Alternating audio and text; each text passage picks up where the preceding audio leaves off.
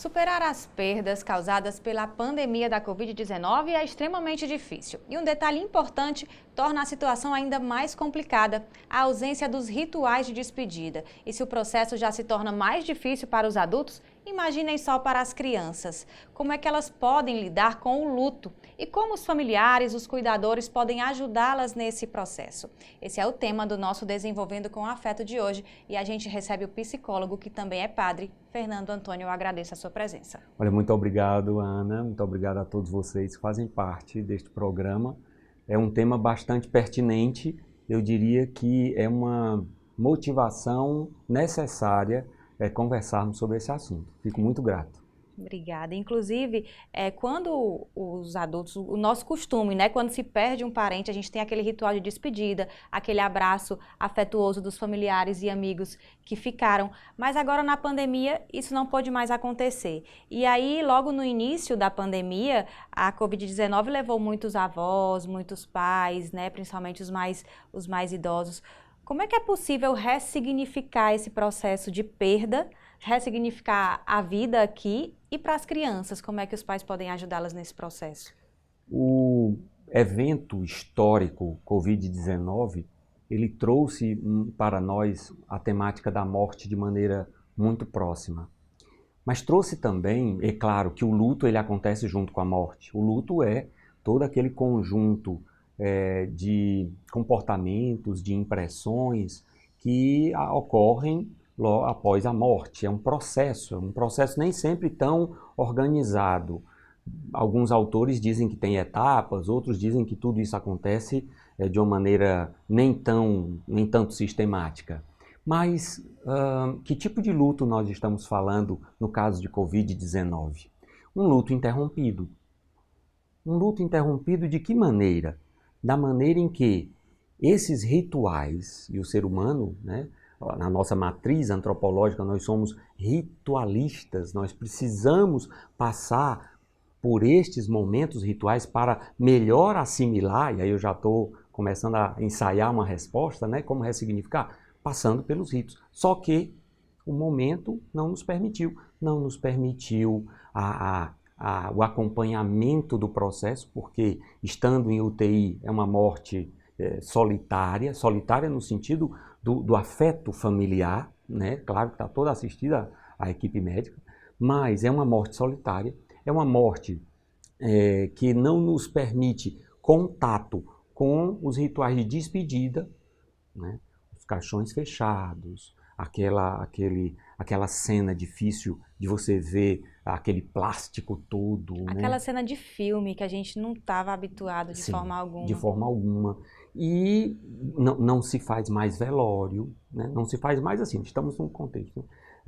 O velório ele não pode acontecer, não existe aquele ritual da despedida, de ver a pessoa, de ver o corpo, não há despedida, há uma ruptura. Então, assim, isso causa em nós um sentimento de não mais possibilidade de viver na plenitude esse luto, fica incompleto. Para as crianças, isso se torna ainda mais grave, uma vez que muitos que partem têm uma ligação afetiva muito grande, um avô, uma avó, um provedor, um pai, uma mãe. Bem, o que fazer? Bem, nós temos que desenvolver atitudes para entrar em contato, em diálogo com essa morte, que é um tema do qual nós, cultura ocidental, normalmente não tratamos, não queremos e evitamos. Eu diria que exagerar na hipervalorização da vida, o que não é valorizá-la, é desmerecer a necessária condição de refletir sobre a morte.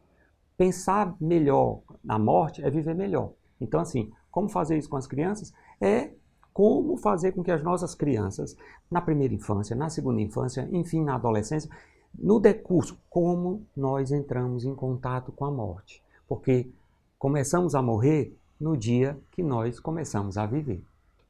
Agora é preciso, para esse diálogo ser feito com sucesso, digamos assim, na medida do possível, entender qual é a etapa da criança, qual é o tipo de mensagem que ela está apta a receber E a compreender também, não é isso? Perfeitamente. Essa perspectiva da linguagem, ela acompanha a fase de desenvolvimento. É claro que para uma criança nos primeiros anos da primeira infância, você falar de uma pandemia, de um vírus, de um sistema imunológico, isso fica meio estranho.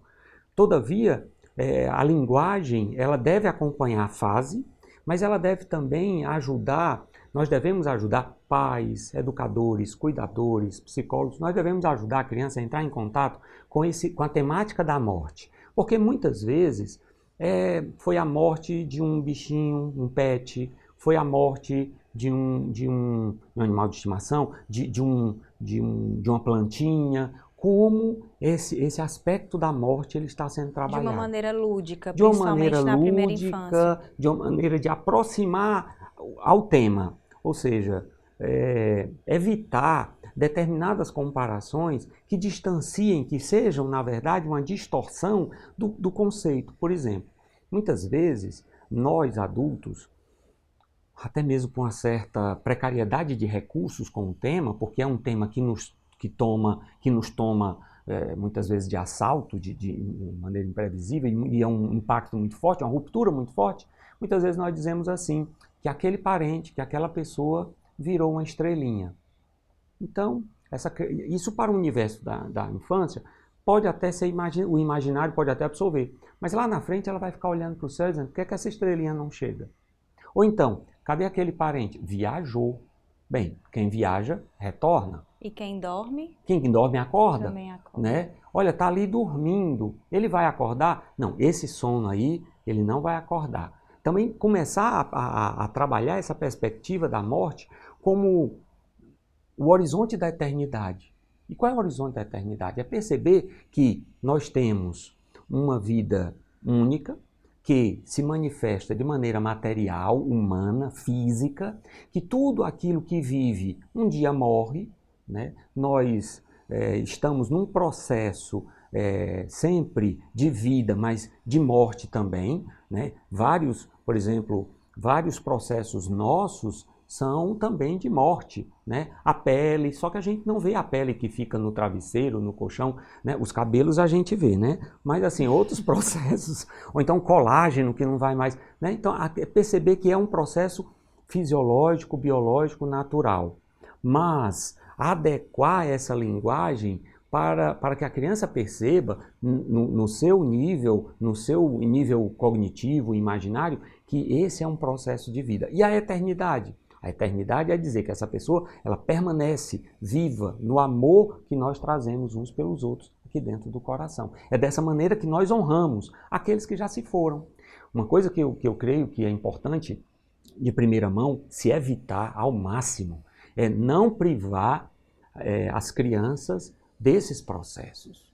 Né? Por quê? Porque se para nós adultos nós ficamos, de certa forma, de alguma maneira ressentidos, afetados, por não cumprir estes rituais que são necessários, as crianças muito mais. O impacto psicológico ele é muito maior, porque a pessoa fica com uma fase incompleta, um ciclo incompleto. E ela depois poderá perceber esses ciclos incompletos nas demais outras atividades da vida.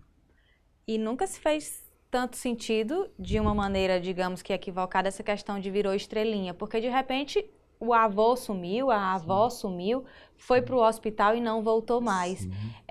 Quais são as atividades que os pais podem adotar em casa? Até eu imagino que a literatura, o audiovisual, também podem auxiliar muito nesse processo. E assim, para a criança entender que ressignificar a existência da família que continua, né, das pessoas que continuam. Eu queria também que você falasse da questão da importância da proteção. Porque a infância é uma fase muito vulnerável e é importante que, independente do tamanho da perda, ela tenha alguém ali para dizer, eu estou aqui, você não está só.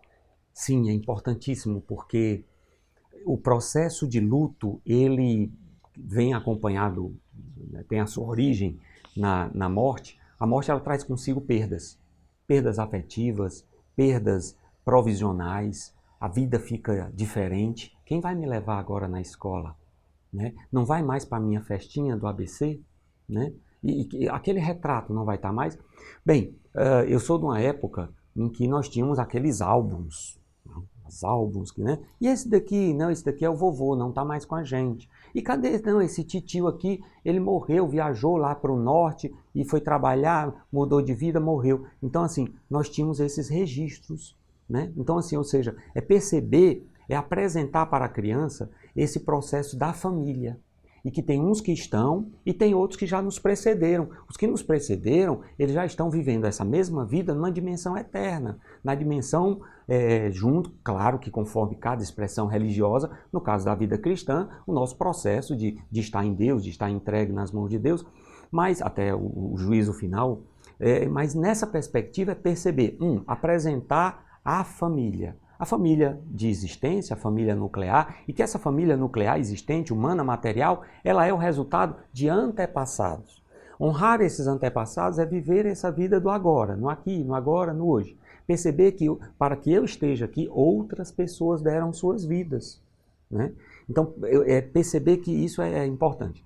Segundo ponto, o luto que é desencadeado com a morte, ele traz consigo essa perspectiva de cuidado. Então é importante o abraçar, é importante dizer, olha, você não está sozinho. É importante, também, já digo um outro ponto que acho que isso pode vulnerabilizar o processo, não encher a criança de atividades, né? Porque ela precisa de um tempo sozinha para elaborar esse luto. Não, olha, de manhã você vai para o judô, à tarde você vai para a natação, à tarde você chega do inglês, do xadrez. E isso, não, vamos ocupar a mente para que ela não fique, não tenha tempo para pensar. Não, é importante um momento de repente para sentarem, para rezarem, para estarem ali conversando, dizer, olha, que falta que faz, chorarem juntos, entrar em contato, fazer com que a criança se sinta segura para expressar da maneira dela a sua falta. Ele nem vai mais estar junto comigo no meu jogo de futebol. Ele nem vai mais me acompanhar no desfile da escola. Não, não vai. E onde é que ele vai estar?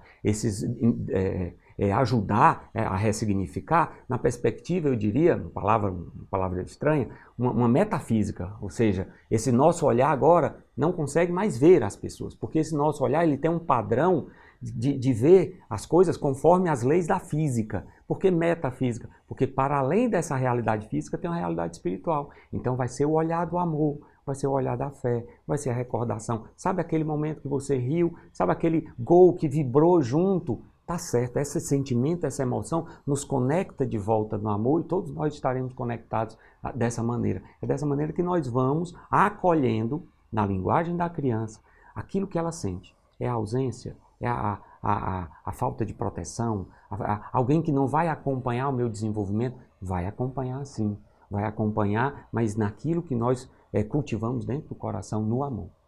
Com essa lição a gente faz uma pausa e volta já já.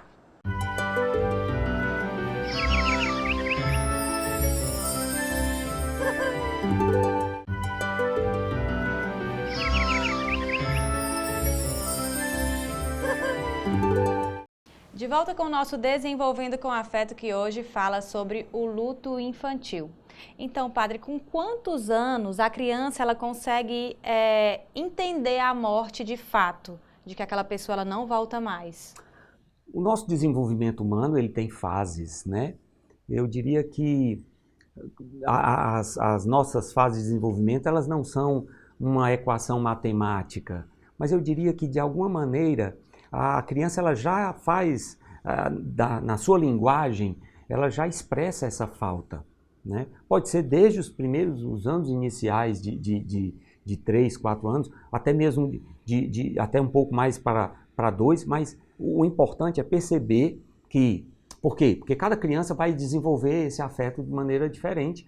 Nós temos aí, por exemplo, a teoria do afeto, em que da gestação até os 2 primeiros anos, todas as nossas configurações, vamos dizer configurações assim, né? Todos os nossos registros, eles são apreendidos e assimilados. Então, nós podemos ter, por exemplo, uma criança que se sente mais segura com o pai ou com a mãe. Eu, pelo menos, na minha prática pastoral, quando nós temos a celebração do batismo, as pessoas perguntam assim, a criança vai ficar com quem? Eu digo, com quem ela escolher, com quem ela se sentir melhor. Então, assim, é perceber que tudo deve estar mais voltado para ser uma rede de suporte para aquela criança que, por enquanto, não tem um self-suporte, não tem um self-suporte suficiente para interagir, para se dar conta. Mas eu diria o seguinte, em cada fase é perceber que existe uma modalidade de suporte diferenciado. Então, assim, eu não arriscaria dizer naquela fase, naquela idade. Pode ter crianças que precisarão vamos supor, pensar um pouquinho na perspectiva psicanalítica, de sair do Édipo, né, um pouco mais tarde, além dos 5, 6 anos, pode desenvolver um pouco mais. Então, assim, nós vivemos também hoje determinadas realidades em que a adolescência está sendo mais distendida, a vida adulta está chegando mais tarde. Então, assim, tudo isso também vai afetando todas as fases. Então, eu prefiro dizer assim, perceber qual é essa fase, quantos anos nossos filhos têm? Tantos anos. Tá, qual é a linguagem que eles têm, como eles assimilam isso? Isso foi apresentado? Não, é a primeira vez que vamos apresentar essa perda? Certo, então vamos apresentar e fazer algumas associações. Você lembra, aquele brinquedinho que quebrou é diferente, é muito maior, é uma vida humana. Você lembra o cachorrinho que não está mais aqui? Ele morreu. Então, assim, isso é importante para formar essa consciência da vida e da morte, até mesmo da transitoriedade. Porque muitas vezes nós vivemos nessa nossa cultura ocidental, nada contra a cultura ocidental, mas assim, nós vivemos certos valores que norteiam nossa consciência que muitas vezes depreciam. Não, essa nossa necessidade de estar sempre vibrantes, a gente não dá conta. De estarmos sempre acelerados para poder dar conta de mais coisas. Até hoje, o aplicativo de mensagem está agora acelerado. 1,5, 2,0. Não tem mais paciência de escutar as pessoas, agora está tudo acelerado. Então, assim, essa nossa vida acelerada, essa nossa antecipação, isso estraga a vida e, consequentemente, estraga também a nossa capacidade de ressignificar. A vida precisa de tempo. Eu diria que nós somos muito, fazendo uma comparação, nós somos muito da geração do micro-ondas, quando, na verdade, o bom feijão era aquele da lenha, né? A panela de barro, com tempo de cozinhar. Hoje nós estamos muito na história dos assados, né? Já virou até nutrição aqui. Ai, meu Deus. Respeitar o tempo das coisas é importante, não é isso? Respeitar o tempo. E assim, as crianças, para os pais, os cuidadores, quem ficou responsável pelaquela criança, né, nesse momento de perda, identificar individualmente o que ela mais gosta. De repente a criança gosta mais de ler, então a literatura seja um bom caminho para ajudar nesse processo. Uma agenda positiva, né? O audiovisual, um filme, um desenho, a gente vê que hoje muitas ferramentas estão aí para auxiliar. Agora, quando buscar ajuda, quando um pai, ele pode dizer, um pai e uma mãe, o meu filho precisa de uma terapia, o meu filho precisa de um acompanhamento, porque, assim, é uma ferida profunda que precisa ser curada, precisa ser tratada com amor e com afeto. Perfeito. Tudo aquilo que for uma disfunção da rotina da vida deve estar sob a atenção dos pais e cuidadores. É claro que o processo de luto, nós temos aquele momento de choque, de tristeza, eu diria até mesmo, tem um momento que a gente fica meio que anestesiado, né?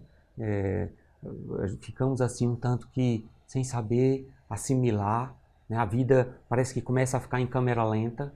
Então, assim, perceber que certas atividades vão demorar a acontecer. Mas, por exemplo, um sinal muito visível, isolamento, né?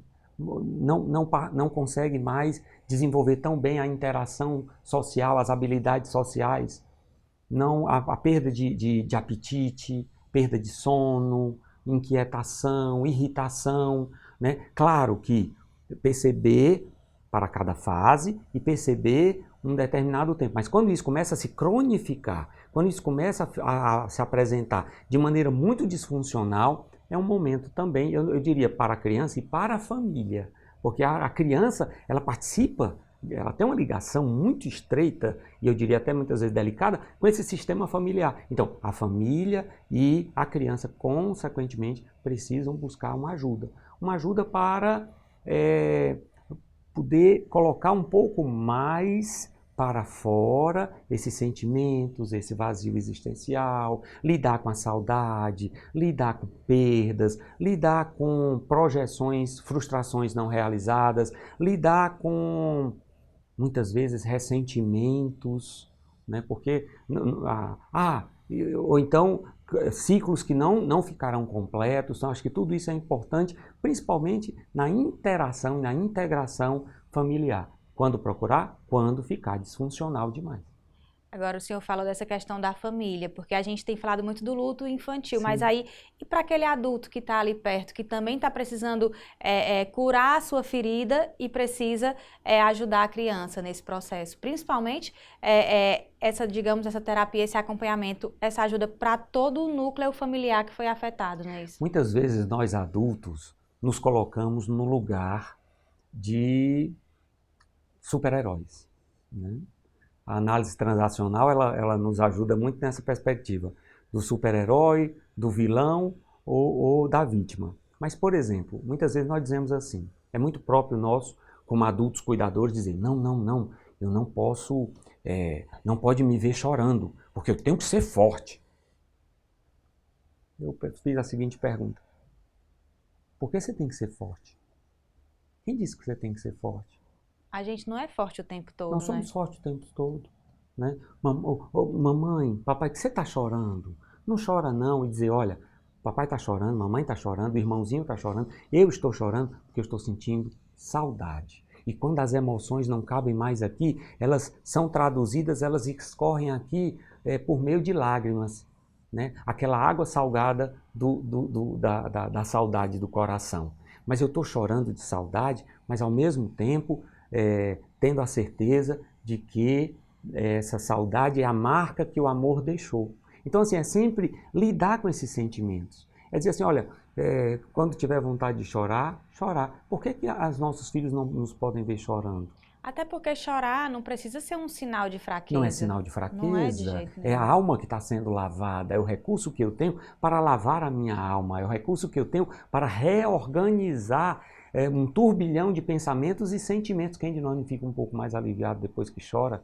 Ah, se nós reaprendêssemos, coisa da infância, né? Ah, se nós reaprendêssemos a chorar, a respirar, a lidar com os sentimentos. Por isso que eu acho que é tão importante, acho que um aspecto importante é resgatar a nossa infância. Resgatar essa criança interior, esse contato com a criança interior que nos traz essa espontaneidade. A criança, se você disser, o que é que você tem? Não tá bom não. Como é que tá a vida? Chata. Nós não é que vamos dizer, não, mas é porque os indicadores da Bolsa, o aquecimento global, os níveis de inflação. Não, não, a criança diz, ela é direta. A vida está chata. Por que a vida está chata? Porque eu não tenho mais aquele meu parente. O vovô não está mais aqui. E o que é que você lembra do vovô? Como é que era o vovô? Como era o papai? Como era a mamãe? Então, assim, é ir resgatando para entrar em contato. Eu acho que um desserviço que nós prestamos à infância, à nossa infância, porque muitas vezes nós também fomos educados da maneira como nossos pais podiam. Quem de nós não já escutou aquela frase, engula o choro? Chorar é coisa de fraco. Né? No caso de nós meninos, é coisa de mulherzinha. Né? Sem entrar aqui nas questões de gênero. Né? Chorar é coisa de fraco. Então, não traga desaforo para casa. Se você chorar, se você tiver apanhado aqui, apanha na rua e apanha aqui também. Meu Deus do céu. Então, assim, o que fazer? Volto de novo, abraçar. Vamos acolher essa infância. Vamos acolher a nossa infância, a nossa fragilidade. Quais são os recursos da infância? Se não chorar, dizer retamente, dizer direto o que sente. É muito isso. E também porque, assim, a gente tem muito os costumes que a gente vai repassando, né? O senhor falou aqui de alguns exemplos, e a gente vê muito que isso vai sendo repassado de geração em geração. Sim. Enquanto que cada geração tem seus desafios, tem seus, digamos que, seu dinamismo diferente, porque hoje em dia, como o senhor mesmo falou, tudo está sendo muito rápido. Então, eu acho que é preciso pensar, levar aos pais, responsáveis, cuidadores, a ter mais empatia, pensar como aquela criança está passando por aquele desafio. Não necessariamente tem que ser como foi comigo. De repente ela tem outras necessidades. Sim, nós temos a nossa transmissão, essa perspectiva transgeracional, o que nos é transmitido não é somente uma carga genética, é uma carga afetiva, é uma carga de valores que são próprios da nossa família. Cada família tem uma certa carga de valores. Tem famílias funcionais, tem famílias disfuncionais, mas eu acho que o importante é que cada família busque, eu estava aqui olhando, né, esse painel bonito, busque corresponder a essa missão de ser lugar onde aconteça o desenvolvimento com afeto. E o que é o afeto? É aquilo que nos afeta. E o que é que está nos afetando agora? É uma pandemia? É um vírus? Né? É algo tão microscópico que está nos fazendo ver coisas maiores. É algo que nos isolou, nos proibiu de sair para estarmos um pouquinho mais para dentro. É algo que mudou as nossas agendas para convivermos mais, aprendermos a estar mais juntos. E eu acho que é importante nós redescobrirmos o valor da família. O valor da família com seus valores, com seus recursos, com as suas perdas, com os seus vazios, com os seus problemas, mas principalmente resgatar a família como essa interação inalienável. Ninguém pode, não podemos nos desconectar das famílias. As famílias com seus traços de lealdade, com as suas ligações, com aquilo que é honrado, com aquilo que não é honrado, mas principalmente, eu diria assim, olhando um pouquinho, a família como um lugar, como um ambiente, onde todos devem ter o seu lugar. Né? Para estar aqui, eu estou sentado nessa cadeira. Como é bom estar sentado aqui. Vocês providenciaram um lugar físico, mas na família, cada um tem que encontrar o seu lugar. Cada um tem que estar no seu lugar. Né? E para onde foram os que faleceram? Eles foram para um lugar.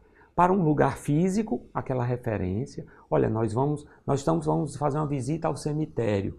Nós vamos visitar aonde estão repousando os restos mortais.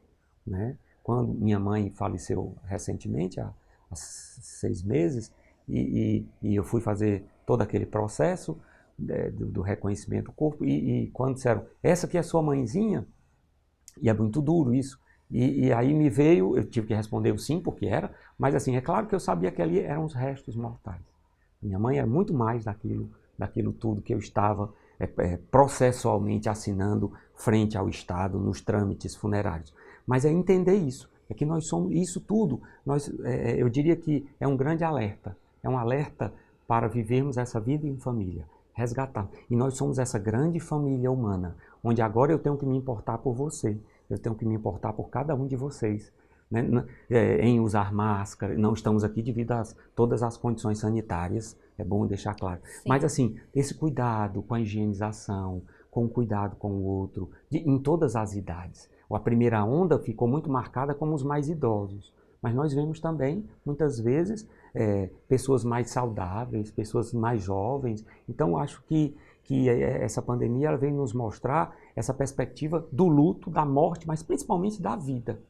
E qual é a vida de onde é que vem a vida? A vida, ela passa pela família. Ela passa então a família como um lugar onde o afeto é desenvolvido a partir daquilo que nos chega. Vida. O senhor falou uma frase que eu achei muito, muito interessante, eu vou gravar. A saudade é a marca que o amor deixou. São os rastros que o amor deixa. A saudade, sim. As rugas são as marcas que o tempo deixa. Né? Uma vez disseram assim para mim, o senhor nunca pensou em fazer botox? Né? Porque eu não tenho uma testa, eu tenho um outdoor. Né? Aí eu disse, não, por favor, deixem essas marcas, são as marcas do tempo. Eu preciso delas para perceber que eu não controlo o tempo, mas que o tempo está passando. E a saudade, por outro lado, é isso. É a escrita que o amor deixa na gente. Aonde tem saudade, tem amor. A dor da partida, da quebra do vínculo, ela vai passar. Quando a dor passa, não quer dizer que o amor deixou de acontecer. O amor, ele permanece. São Paulo, na carta aos Romanos, lá no capítulo 13, no versículo 13, ele diz até assim, da primeira Romanos, ele diz, olha, tudo vai passar. No final de todas as contas, é o amor que permanecerá. Que conversa maravilhosa. Eu agradeço a sua presença. Nosso tempo, infelizmente, está acabando, mas esse assunto continua na nossa pauta e eu espero por você no nosso próximo encontro. Até lá!